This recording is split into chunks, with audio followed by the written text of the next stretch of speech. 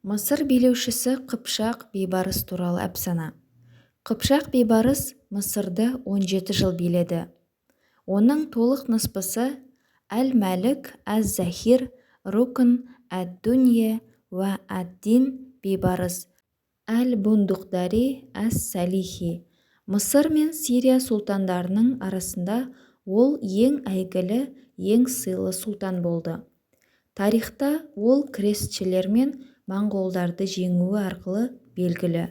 Бейбарыс сұлтан халық романы көптеген ғасырлар бойы ауыздан ауызға таралып, арабтың ауыз әдебиетінің ең елеулі көркем шығармаларының біріне айналды. Һәм бейбарыстың әмірші және қаһарман батыр ретіндегі асқан танымалдығын паш етеді. Мұндай құрмет мәртебеге тіпті аса көрнекті мемлекеттік қайраткерлердің де кез келгені бөленген емес. Жас бейбарыс 1242 жылы моңғолдардың Қыпшақ жерлеріне шапқыншылығы кезінде қолға түсіп, өзінің басқада қандастарымен бірге құл базарында сатылады. Түркі тілінде сөйлейтін жауынгерлер мұсылмандық жерорта теңіз аймағындағы әскердің басым бөлігін құраған һәм олар тым қымбат тұратын еді.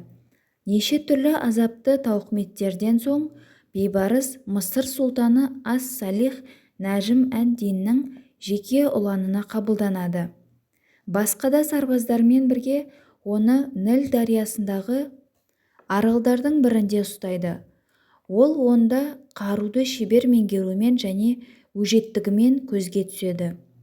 Әскери өнер мектебін бітіргеннен кейін ол жаужүректігін танытқан бірнеше ұрыстарға қатысады.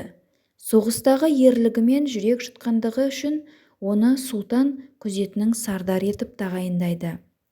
1250 жылдың ақпанында бейбарыс әскербасы дәрежесінде француздың крестші королі Людовик IX-ның әскеріне қарсы Әл-Мансұр қаласы түбіндегі мәмлүктердің шайқасына қатысады.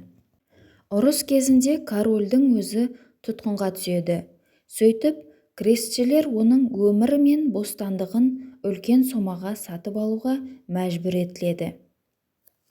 Бейбарыс мәмлүк жауынгерлер арасында айтарлықтай беделге ие болады. Содан ол бастаған бір топ ықпалды мәмлүктер жақында ғана билікке келген Тұран шақты тақтан тайдырады. Аюб әулетінен шыққан ақырғы сұлтан өлгеннен кейін Мысырда толқу кезеңі орнайды. Осыдан соң бір жыл өткенде мәмлүктер Мысырдағы билікті бір жолата басып алып, солардың дәуірлеген заманы туады. Тұңғыш мәмлүк сұлтаны Айбекке қарсы қастық әрекетке қатысы болған бейбарыс бір топ серіктерімен бірге Сирияға қашып барып, онда 1260 жылға дейін болады. Ақыры үшінші мәмлүк сұлтаны Әл-Музаффар Саиф әд-Дин Құтыз оларды кері шақырады. Сонымен бірге олардың бәріне бұрынғы әскери атақтары мен артықшылықтарын тарту етеді. Ал бейбарысқа бүтін бір қоныс мекенді еншілеп иелігіне береді. Нақ сол 1260 жылдың қыркүйегінде ірі әскер бөлімдерінің біріне басшылық еткен бейбарыс Палестина қаласы Набултус түбінде моңғол түменін талқан қылып жеңеді. Мұншалық мәнді әскери ерліктері үшін бейбарыс өзіне Алеппо қаласын, қазіргі Халеб, сыйлауды сұрайды. Бірақ Құтыз сұлтан оның өтінішін орындамайды. Сирия жорығынан оралғасын бейбарыс сенімді достарымен Құтызға қарсы қастандық ұйымдастырады. Тұтқынға түскен моңғол қызына үйленуді сылтау етіп, бейбарыс Құтыз сұлтанмен кездеседі. Ол бұған келісімін береді. Алғысын білдірген бейбарыс оның қолын сүйеді. Бұл қасында тұрған мәмлүктерге жасаған шартты белгі еді. Олар Құтызды қоршап алады.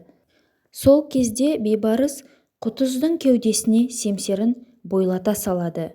Осылайша бейбарыс мәмлүктердің төртінші сұлтаны болады